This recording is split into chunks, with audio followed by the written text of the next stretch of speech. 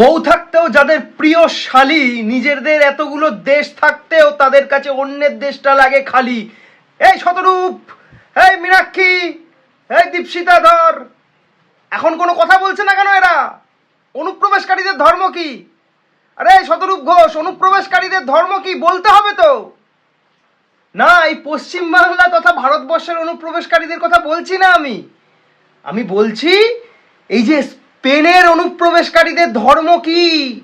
Morocco থেকে কারা গেল জলপথে? প্রায় 50,000-এরও বেশি অনুপ্রবেশকারী ঢুকে গিয়েছে সেখানে।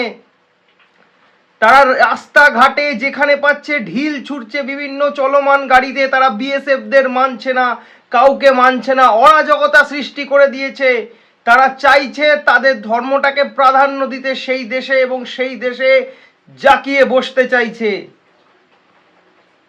এটা তাদের ধর্ম শেখায়, কারণ তারা প্রত্যেকটা জায়গায় এটা করে, এটা তাদের ধর্ম শেখায়, তার জন্য তারা এটা করে।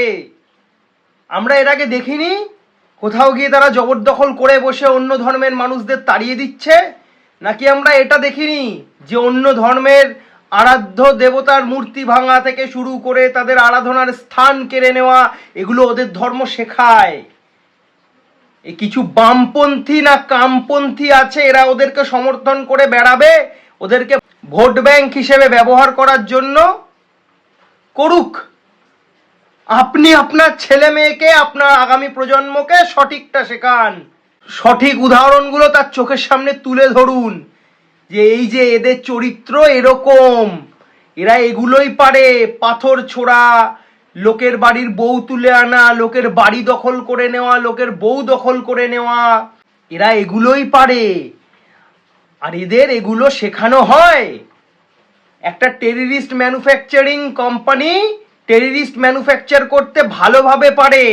আর টেররিস্টদের কিছু কিছু ট্রেনিং সেন্টার আছে যেগুলো এখনো সরকারি সাহায্য পায়। আমি বলতে চাই অবিলম্বে সেগুলোকে বন্ধ করা হোক। এই টেররিস্টগুলোকে ট্রেনিং দেওয়ার জন্য সরকারি টাকায় কেন ট্রেনিং দেওয়া হবে? ওদের আব্বাজানরা তো বিভিন্ন দেশ থেকে সাহায্য পাঠায়, আর ওরা এই দেশের খাবে, এই দেশের পড়বে, এই দেশেরই ক্ষতি করবে।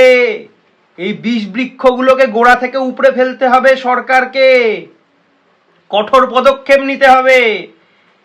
এদের একটাকেও বাঁচিয়ে রাখা আমাদের জন্য ডেঞ্জার। আমাদের নিরাপত্তা নেই। এইসব অনুপ্রবেশকারীদের সাথে নিজেদেরকে গোলাবেন না। এই অনুপ্রবেশকারীদের সাথে আপনি ভাই ভাই নন, অনুপ্রবেশকারীদের সাথে আপনার কোনো সম্পর্ক নেই। এরা এসছে আপনাকে লুটে পুটে খেতে। আপনার অধিকারের যে ভাতটা, সেটাকে আপনার মুখের সামনে থেকে কেড়ে নিয়ে গিয়ে খাবে বলে এরা এসছে। সেটা যে কোনো দেশের অনুপ্রবেশকারী হোক, যে কোনো রাজ্যের অনুপ্রবেশকারী হোক, যে কেউ হোক, এই অনুপ্রবেশকারীদের একটাই চরিত্র,